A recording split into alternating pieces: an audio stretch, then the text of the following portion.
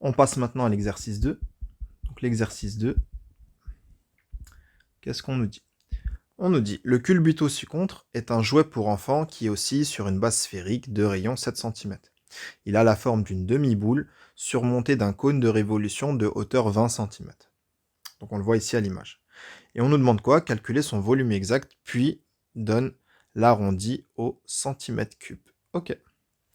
Donc on veut calculer le volume de ce culbuto, justement.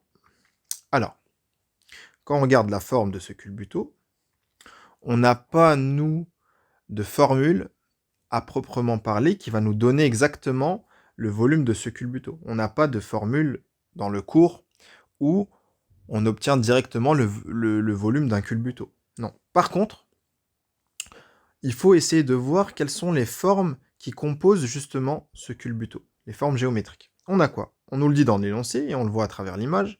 On nous dit qu'il a la forme de quoi? D'une demi-boule. Donc en bas, c'est pas une boule en entier, c'est la moitié d'une boule. Donc une demi-boule surmontée d'un cône de révolution. Et juste au-dessus ici, on a un cône de révolution. Donc ce qu'on va faire pour pouvoir déterminer justement le volume total du culbuto, il faut dans un premier temps qu'on calcule le volume du cône par exemple. Puis qu'on calcule le volume de la demi-boule. Une fois qu'on a ces deux volumes, on pourra déterminer justement le volume du culbuto. Donc c'est parti. Commençons par le volume du cône.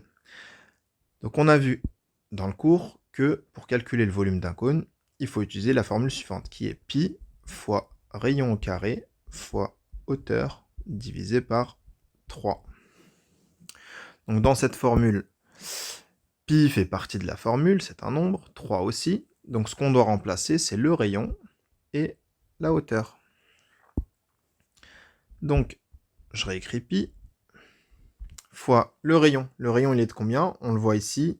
Le rayon, il est de 7 cm. Donc je mets 7 à la place de rayon au carré, fois la hauteur du cône. La hauteur est de 20 cm, donc je mets 20 divisé par 3. Et on utilise la calculatrice. Et on obtient 980 sur 3 pi centimètres cubes.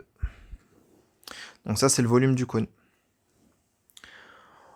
Ensuite, donc on a dit qu'il fallait qu'on détermine le volume de la demi-boule. Sauf que pareil, on n'a pas dans le cours la formule pour calculer le volume de la demi-boule. Par contre, on a quoi?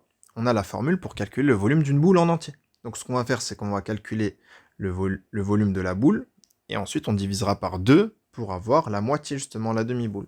Donc c'est parti. Donc on fait volume d'une boule. La formule, c'est 4 tiers fois pi fois le rayon au cube. Ce qu'on doit remplacer ici dans cette formule, c'est seulement le rayon, le reste étant des nombres qui font partie de cette formule.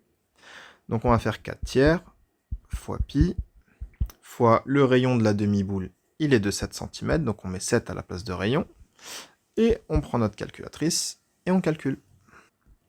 Donc on obtient 1372 sur 3 pi centimètres cubes, donc ça c'est le volume de la boule. Nous on veut le volume de la demi-boule, donc on va diviser par 2. Volume de la demi-boule, c'est la moitié du volume de la boule. Donc, on va prendre ce résultat-là, 1372, justement. 1372 sur 3 pi. Et on va le diviser par 2. Ce qui nous donne donc 686 sur 3 pi centimètres cubes.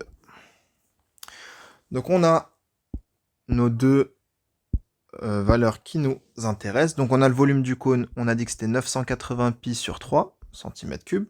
On a le volume de la demi-boule qui est 686 sur 3 pi cm3.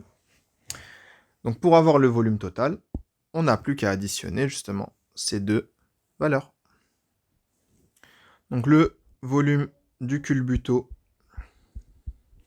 est égal au volume du cône plus le volume de la demi-boule.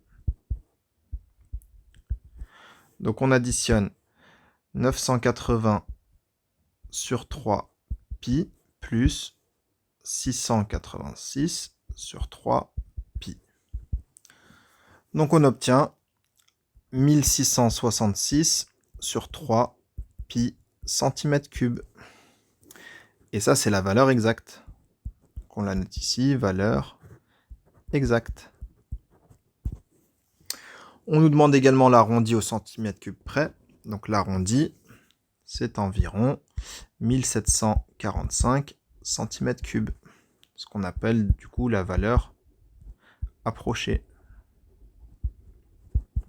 Voilà.